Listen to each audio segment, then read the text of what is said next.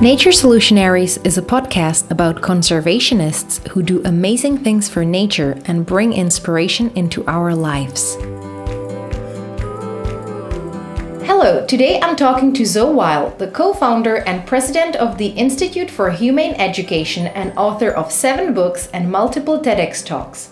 Zoe speaks at universities, conferences, and schools globally about how our education should go far beyond just having good grades and a diploma. She's convinced that in today's world with so many pressing global problems, we should give people the knowledge, tools, and motivation to become change makers for a healthy and humane world for all. One evening, I watched all her 6 TEDx talks and was blown away by her wisdom and passion. I can't wait to talk to her today.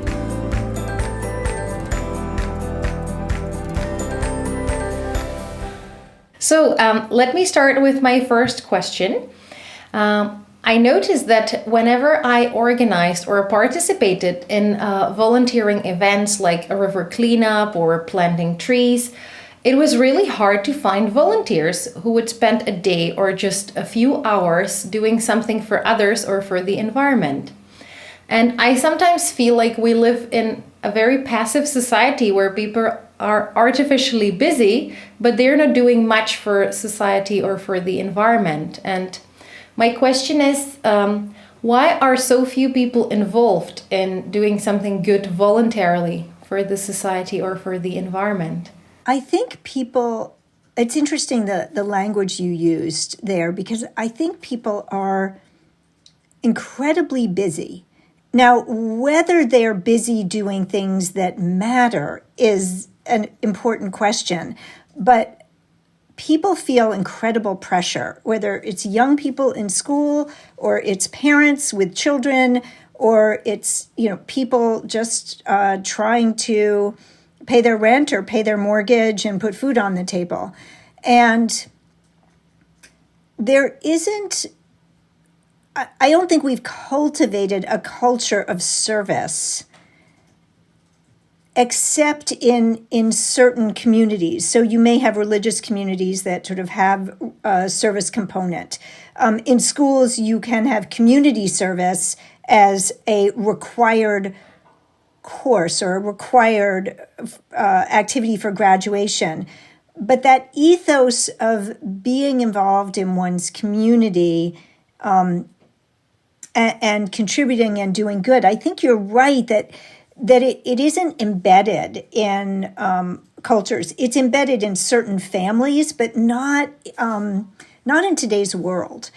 And I think that much of what we're trying to do in terms of changing education, which I know we're going to get to, is in some sense a subtle shift on what needs to be done and a way of engaging people that's going to really matter. You mentioned pressure. Why do you think that everyone is so much under pressure, including all age groups and all categories of people? Things have sped up so fast. So whether it's a kid feeling pressure to get good grades and, do well so that they can get a good job or they can go to a good college or whatever, and even have enough money to be able to afford that. In the United States, people go into debt sometimes, $100,000 to be able to pay for college. I mean, there's that kind of pressure on young people. There's all of the busyness that has taken over our lives, even with just, our phones and with social media and things that aren't really important, but we've come to see them as important and they take up time. Whether it's pre-COVID commutes that people would have to make further and further away, or it's negotiating how to do your job working from home. I mean, there are just so many pressures on people, whether they are I'll say one more thing about that, is the news is also an additional stressor and pressure on people, because the news is just an endless 24-hour cycle of grimness and horror and fear-inducing information.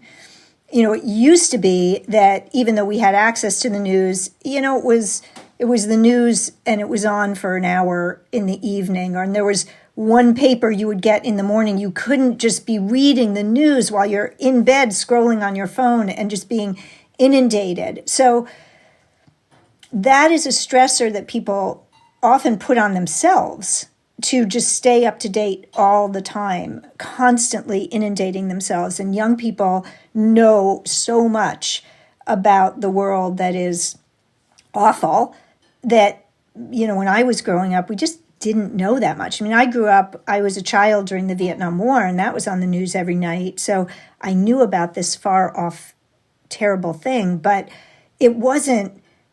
everything wasn't an existential threat where there's, fires raging and where they're raging and that they're, 90% uncontained and there's a war in Ukraine and there's starvation in Yemen and you just know about so much, you meaning all of us, and that is stressful. Now, one could think, well, that could lead directly to then a service orientation and volunteerism.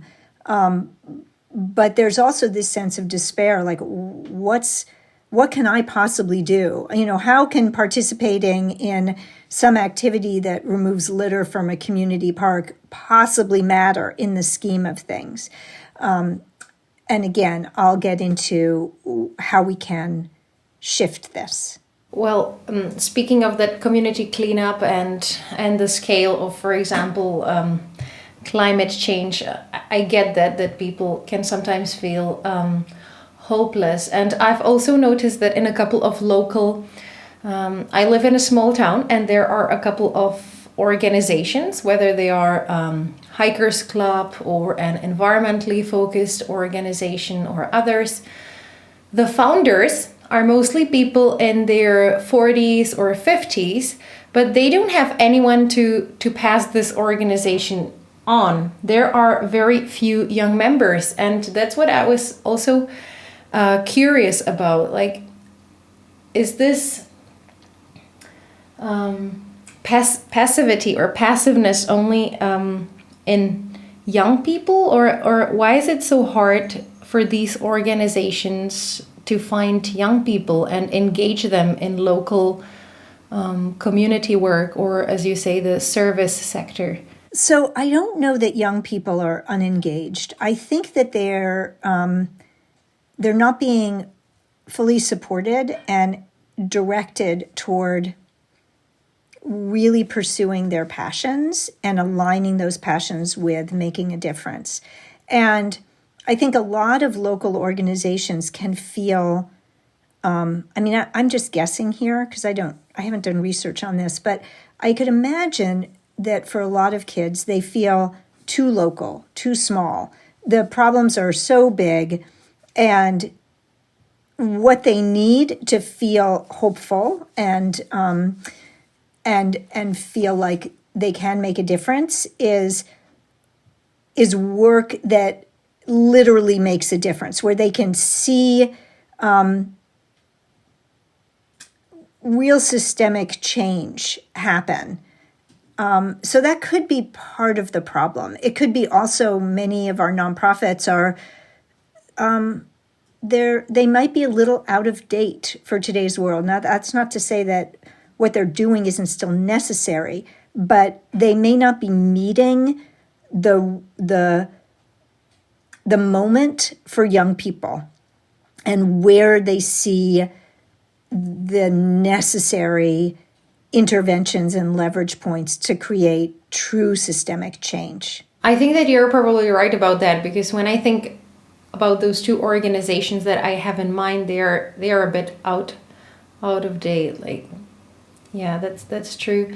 And another thing that comes to my mind is that maybe it's not a problem to get young people engaged in one-time activities. Like, okay, let's all gather and let's clean up this park, but more in the long-term engagement in running the organization and So I think this is where our work at the Institute for Humane Education really has a corrective to this, because we need to embed creating a more just, sustainable, and humane world into the curriculum. None of this should be, this is what I do on my Saturday afternoon or after school. It should be, this is how I am learning to think and act so that I can, through whatever my ultimate profession is or career is, can contribute. So I think that we need to shift how we think about education so that young people really can be fully engaged. And whether that translates into what they might do on their weekends with their free time, which they won't feel like they have a lot of anyway, with all their after-school activities and their weekend. I mean, kids' lives just tend to be so booked with one thing after another. And so it may not translate into exactly what you're saying, but my hope is that when this is embedded within school, what ends up happening is this deep engagement with thinking how we solve problems. And we don't know what they'll come up with for those local organizations that need some help, but they may come up with some actually really creative ideas that don't necessarily mean that they're going to be volunteering on a weekend, but that we have created different systems that are working in a more sustainable and healthy way, if that makes sense. It does make sense, yes. And what I found particularly interesting about what you said, I think it was in the previous answer, is that some of these young people are hesitating whether to get involved in local organizations because they want to work on something that's bigger or that's more systematic. And I'm exactly in that situation because, for example, I can see that, okay, when I go for a walk with my kids, I pick up litter because I don't like it when the nature is dirty. But obviously this is not going to solve the big problems. But for example, I can get other people who are local do it with me, and it's also nice because you meet other people. But when you focus on these big issues, like let's say women's empowerment, family planning, or climate change, these are so huge problems that they are not necessarily done here from this place where I live, and it's hard to get involved because where do you go to do that? How can you volunteer for what organization? You would have to do everything online, and then you're losing this aspect of volunteering, which is great because you meet other people. So how do you, if you know what I mean, like how can you combine this, having a work that has great impact, but at the same time that isn't just you being closed in a room behind a computer and being isolated? So that's a great question. One of the things I'd like to distinguish between is humanitarian acts and solutionary acts. So when you're doing like a litter cleanup in your community, that's a humanitarian act. And by that, I mean, you're doing something because you have a problem right there. You're not actually solving the problem because next week there's going to be more litter. A solutionary act would be you're going to try and do something that stops the cycle. So there's no litter next week or next month or next year. And that can still be local. So one can tackle issues that are really big issues, whether they're, human rights issues or climate change issues or animal cruelty issues, and focus on changing a system locally. And one can do that without being isolated behind one's computer by collaborating with other people who care. So whether that's your classmates in school who care about some issue you care about, whether it's community members who are passionate about some issue, getting together to maybe create a piece of legislation or do an education campaign, something that could lead to systems change. For kids, it could be changing things in their own school. So let's say they're concerned about climate change, huge issue. How are they going to address climate change as, a seventh grader, a 12-year-old?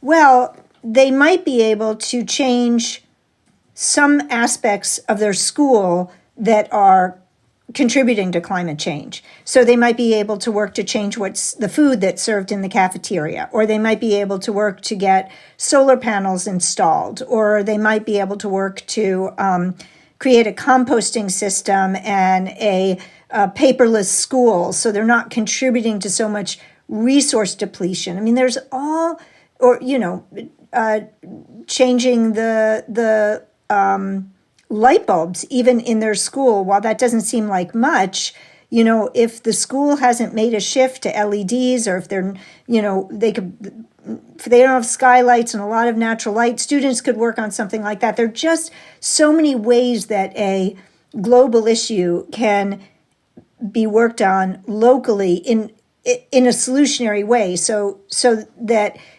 young people and anybody really can get experience solving a challenge in a systemic way that can then be scaled up. So let's say you do something in your school, like you manage to change what's served in the school cafeteria so that it's more sustainable, more humane, more just.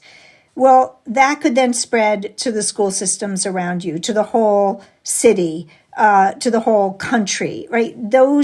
That kind of scaling up. And meanwhile, students are reaching out to plenty of stakeholders to do this. So they're building community of stakeholders. They're listening to a lot of people. That's the solutionary approach. And it's so satisfying because, you solve that problem. You don't have to come back next week and do another litter removal. You've actually solved that problem and you can scale up. Wow, that's cool. And unfortunately, when I was a student, I never learned anything like this. When I was in the college, I never learned anything about this solutionary approach. And I wish the students saw education this way, or could have access to this, because they could see that they can really be change makers and they can transform things around them, and that they shouldn't only focus on, as you say, the humanitarian actions, but on the solutionary actions. And sometimes when I did these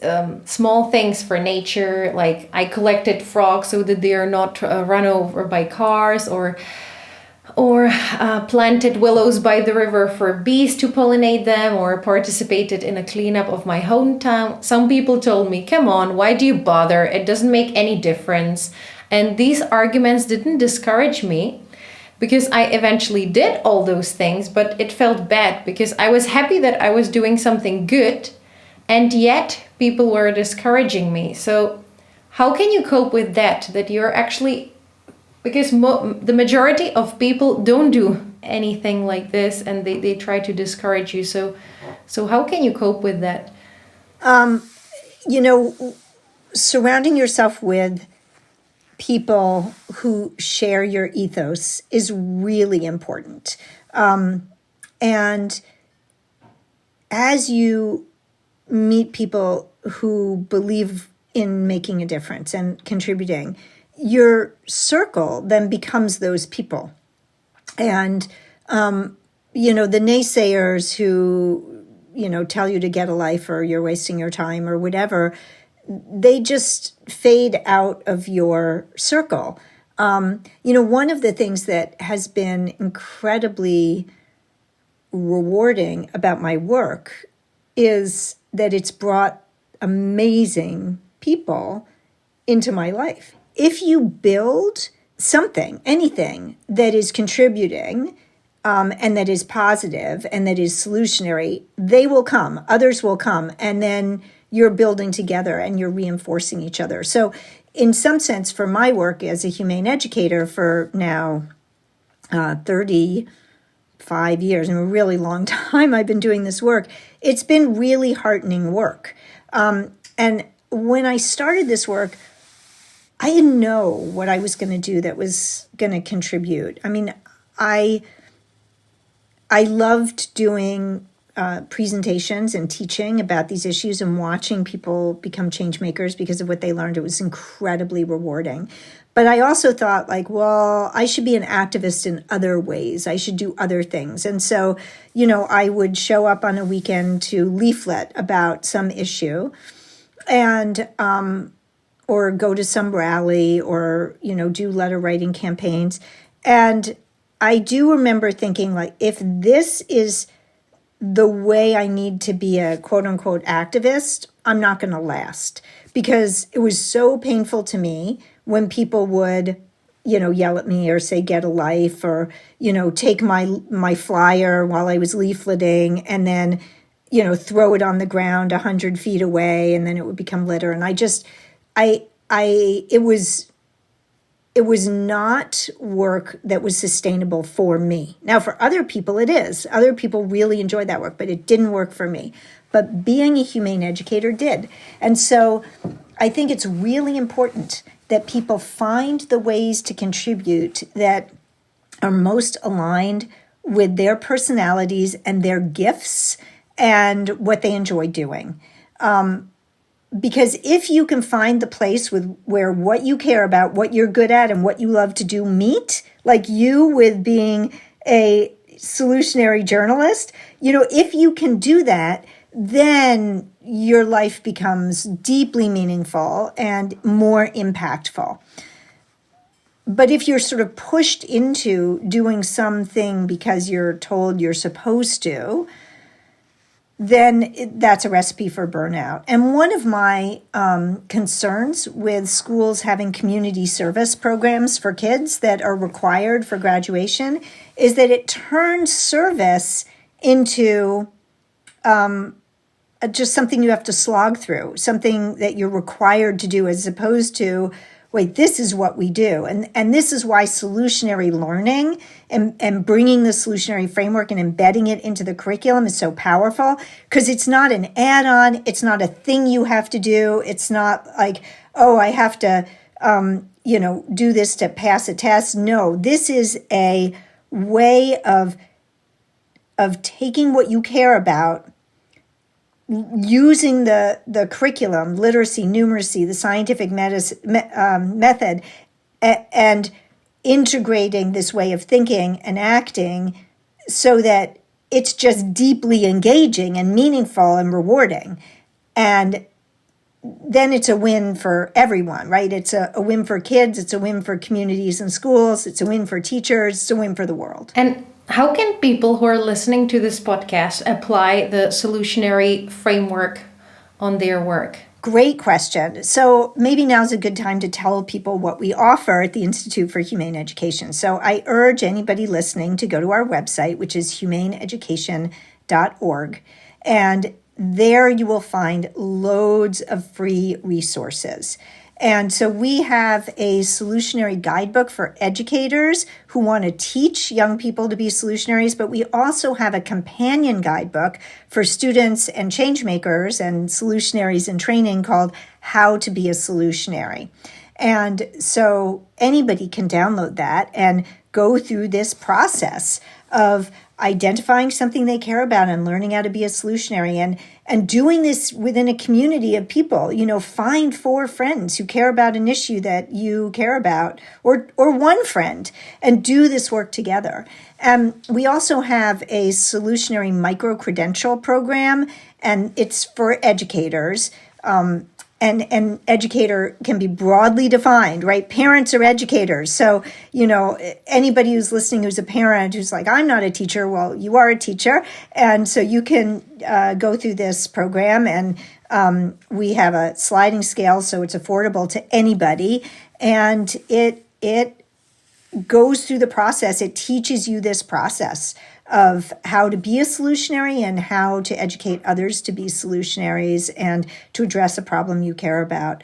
And And, for those people who are like all in and thinking, this needs to be my career, we also have online graduate programs with Antioch University in the United States, but it's global. So we have students from around the world who are in our online graduate programs and learning how to take issues of human rights and environmental sustainability and animal protection and apply them to education, and education again broadly, and become a humane educator. And so how would you define the word solutionary? Who is a solutionary for you? Yeah, I probably should have done that a little while ago in this interview.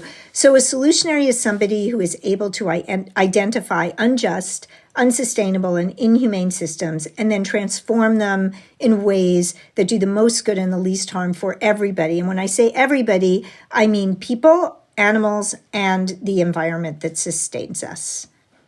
Okay, so who is a solutionary for you? Can you give us a few examples or explain? This is a lovely definition, but people will probably need some examples so they can imagine who a solutionary is. Okay, great. So, earlier I talked about the difference between a humanitarian and a solutionary. And it's really important for me to stress that we need humanitarians. It's not an either or, like I'm a humanitarian or I'm a solutionary. All solutionaries are presumably humanitarians too. They're going to contribute to make a difference when there is immediate need. But they're also going to be thinking about how do I change the systems. So there's also ways that people think about making a difference very individually. So I'll give you an example of a person who I consider to be a solutionary. His name is Bruce Friedrich, and he's trying to change the food system in the world, not just in the United States, although his organization, the Good Food Institute, is headquartered in the United States. So he is somebody who he became vegan decades and decades ago, and he was educating people about food choices, encouraging other people to make more plant-based dietary choices. And what he kept seeing, and what I see as a humane educator myself, is that you come up against these systems, and the idea that we would focus primarily or solely on people making individual dietary choices, as opposed to working to change the systems itself, is the difference between really solutionary thinking and maybe more developing solutionary thinking. And so what Bruce has been working on is promoting plant-based and cultivated meat. And by cultivated meat, I mean cell-grown meat. So using animal cells, it's actually meat. It's just not meat that comes through slaughtering an animal. So this is such a solutionary concept because, as he and I in our careers have both seen, you can talk about animal cruelty and environmental unsustainability and the human rights violations that happen in our animal agriculture system till the cows come home, an American expression that is apt for this analogy. And most people don't change their diets. They just don't. They know how cruel, they know how unsustainable, but they don't change their diets. Why? Because they, any number of reasons. Like, they allow their personal desires to eclipse their values. They don't want to think about it.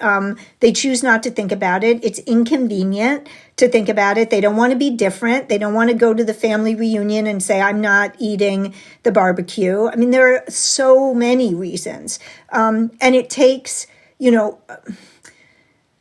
most people are not that motivated to align their personal choices with their values. That's just the reality. And I have had to come to terms with that as a humane educator over these decades and realize, okay, how can we make it easy? Well, we change the system.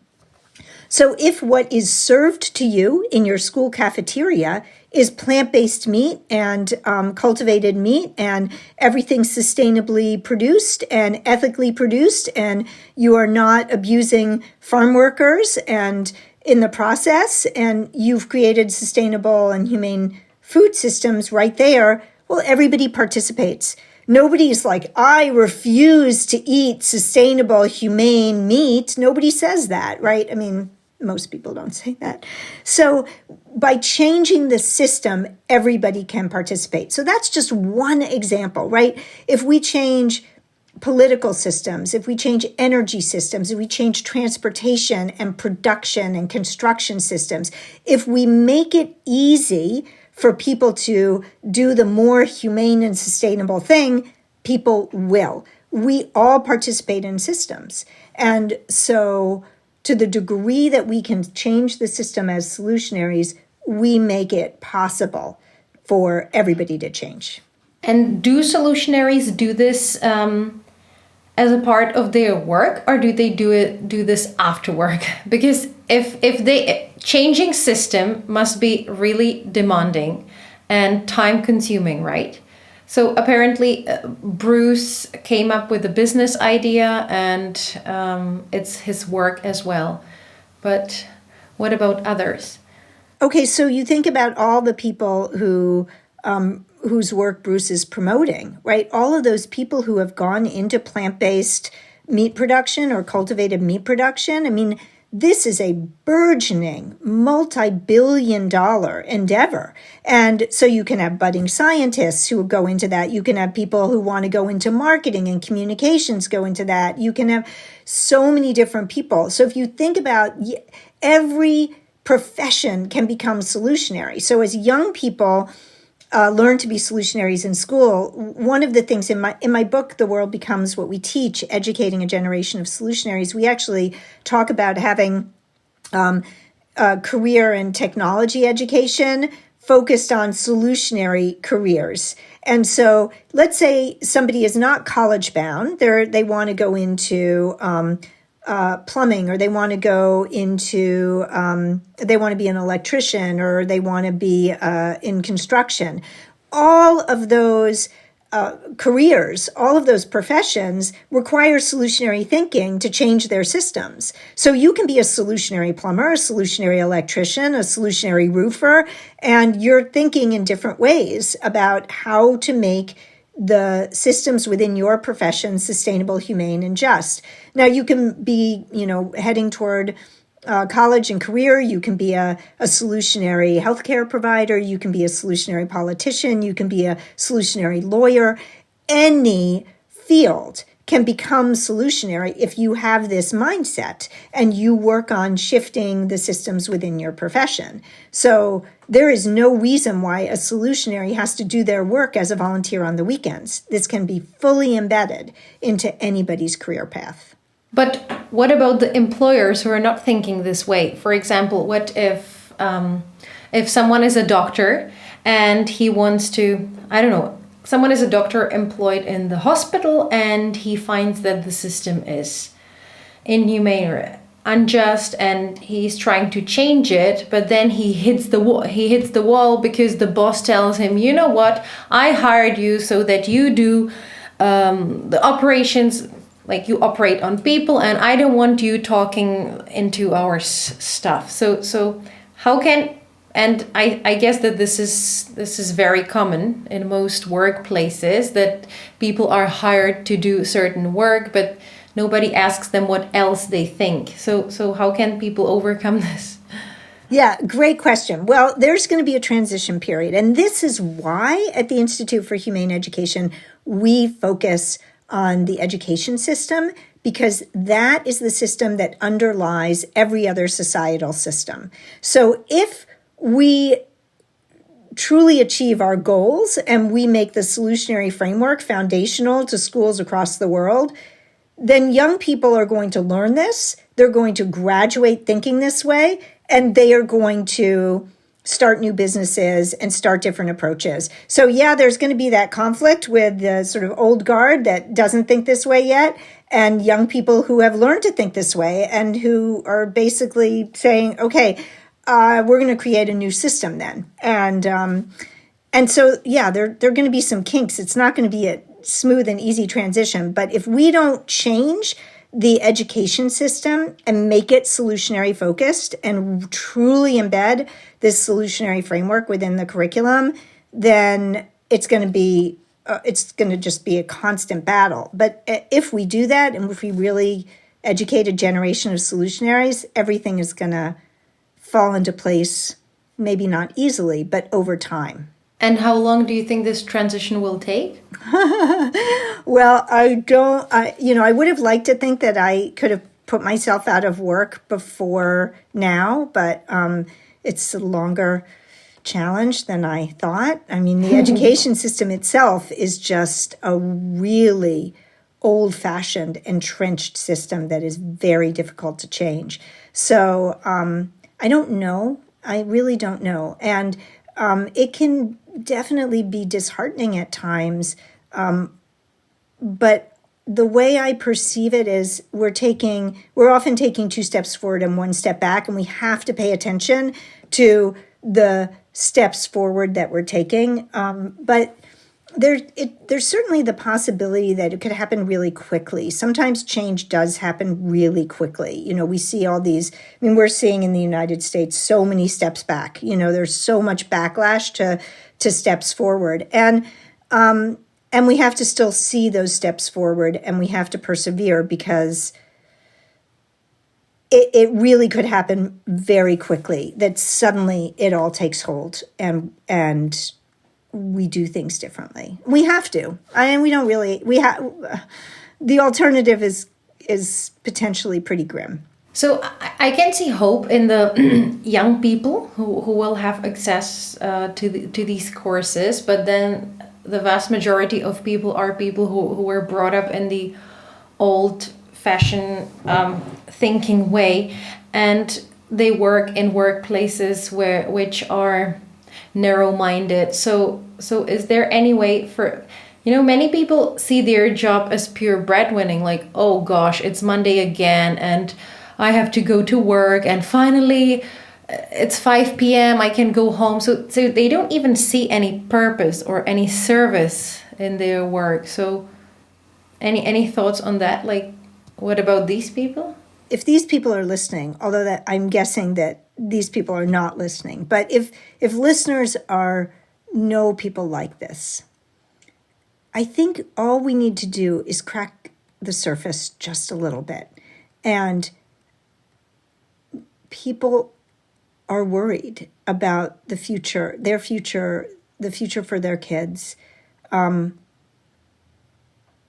if we can provide meaning and hope and purpose for people, we're going to have more engagement.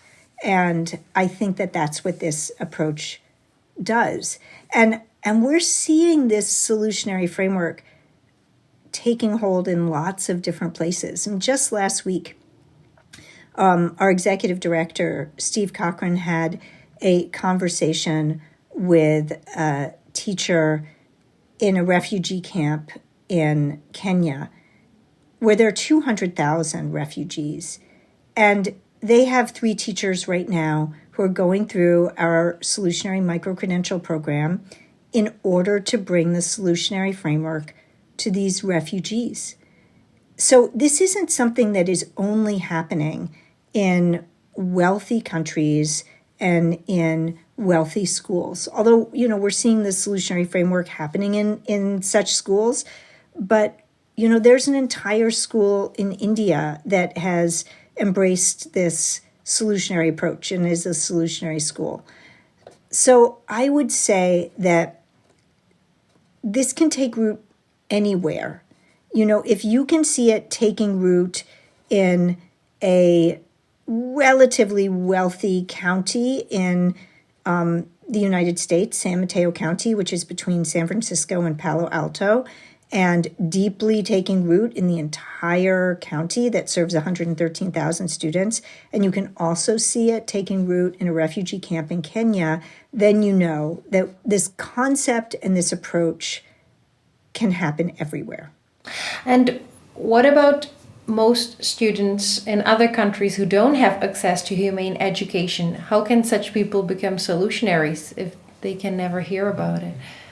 we have to make sure they hear about it. We have to reach these countries. We have to reach these teachers. And we hear from people all over the world. I mean, you're in the Czech Republic and we're talking to you, right? So people in all corners of the globe are learning about us. And we just have to, and I'm when I say about us, I don't mean to sound like, oh, we have the only answer and it's just us. I mean, we have a graduate program that has graduated more than 200 people, and they're all doing this kind of work in different places around the world, mostly in the US and Canada, but around the world.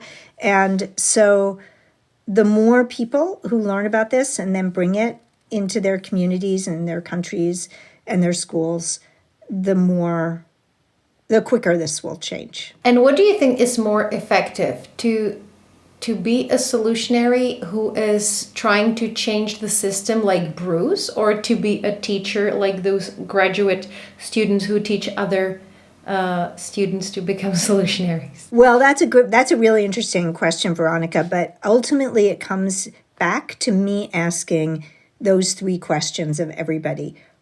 What are you passionate about? What do you care about changing? What are you good at? And what do you love to do? If you are not interested in being an educator yourself, and then you shouldn't do that, right? So we are trying to change the education system, and we hope more people will be humane educators who do this. But if that's not anybody who's listening to this, if that isn't what they're good at and what they love to do, but let's say they may love politics and be really good at mediating and negotiating, well, become a politician and, change the policies and the laws where you live. If somebody is listening and they are an engineer or an inventor, well, invent something that can change a system.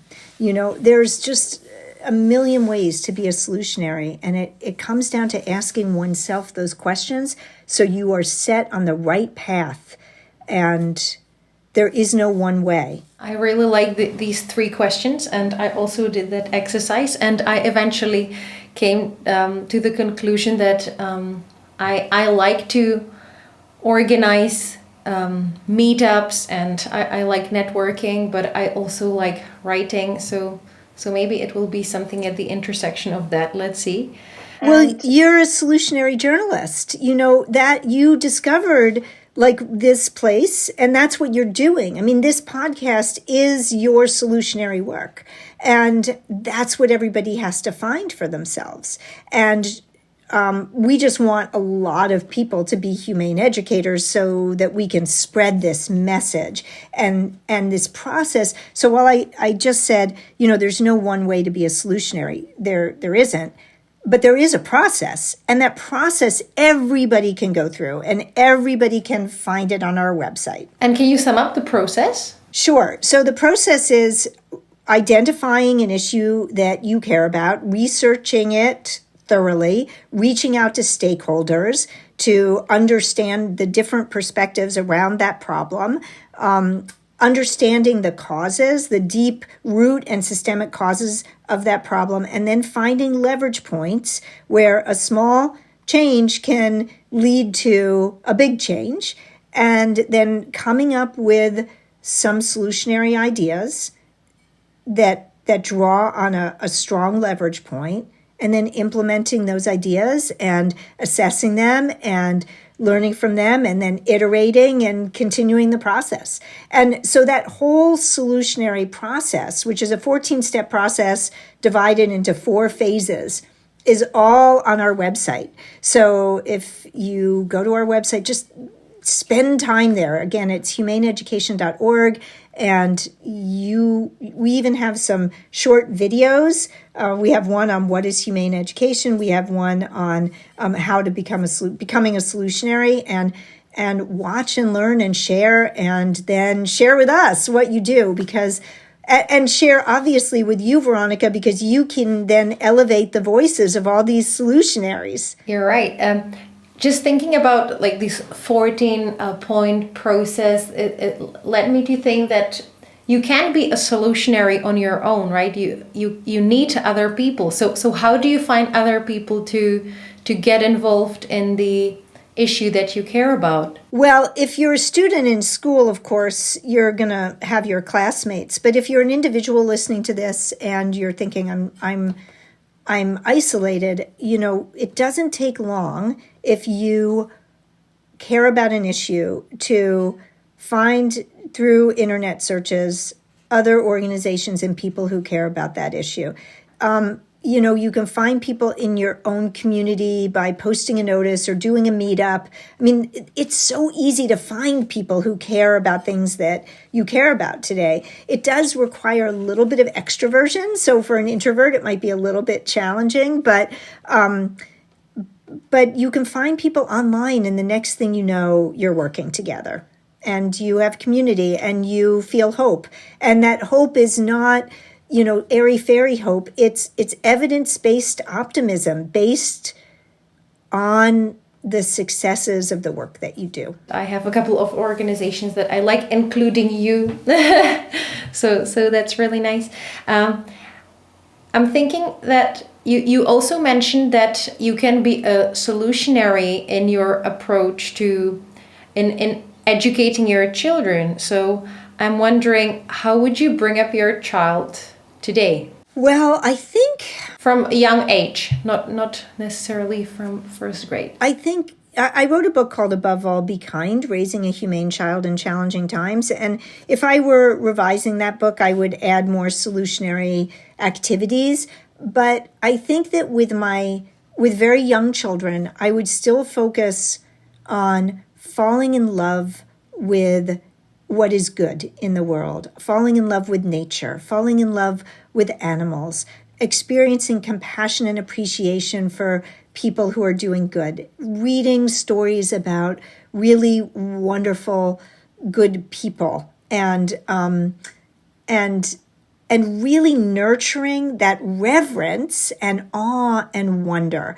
That ultimately translates into then teaching our children how to take responsibility in age-appropriate ways and helping them to become solutionaries and really allowing them to follow their passions and what they love and noticing what it is and then helping them as they get older to engage in this solutionary work. That's what I do. It's not all that different from what I wrote about 15, 20 years ago. And did you bring up your child in that way? Yeah, I tried to. I definitely tried to, but I didn't have the solutionary framework yet. So I had the Humane Education framework. And so, he learned in age-appropriate ways about issues in the world, and he, I taught him to be engaged with those and make a difference. But now I would have so much better tools for systems thinking and finding the causes and then engaging with solving a problem as opposed to just personally divesting from participating. So, he grew up as, somebody, we went to the thrift shop instead of buying new clothes, and he learned how we could have a smaller footprint, and he grew up as a vegan child in a meat-based culture. So there was that, but what I would focus on differently now is engaging in the systems changing as much or even more so than the personal choice making. It leads me to another question. After having watched all your 6 TED Talks, I started thinking about where does my meat come from, or dairy products, and is the cosmetics that I use tested on animals? Where does the cotton come from? Is it organic, or were some people treated badly during the production? And then it got just so overwhelming. Like, honestly, it I my head was so full of thoughts for like 2 weeks until a friend told me that it's a long process. You can't do everything at once. Like, you can't just not eat meat and only buy products that are from a local farm, and only use cosmetic and not use palm oil. Like, all of these things, start doing all of these things one day, and then, because eventually it's just so hard. So you said that having these choices actually makes you a freer person. But I didn't agree, because I suddenly felt so overwhelmed, and so it was just so hard. Like, I had to think about every single thing that we have in the fridge, every single thing that I have in the bathroom, and then I just felt so bad about myself, So can you help me out? Yes, so it definitely can be overwhelming if we if we go down that rabbit hole of every single choice we make. It can, I mean, there's some simple ways to make that easier, but I do think that the solutionary approach to acting to change systems helps to ease the inner conflict when we know that we're participating in systems that we don't agree with. So I'm on my computer talking to you right now, and my computer is, filled with components that were mined in unsustainable ways.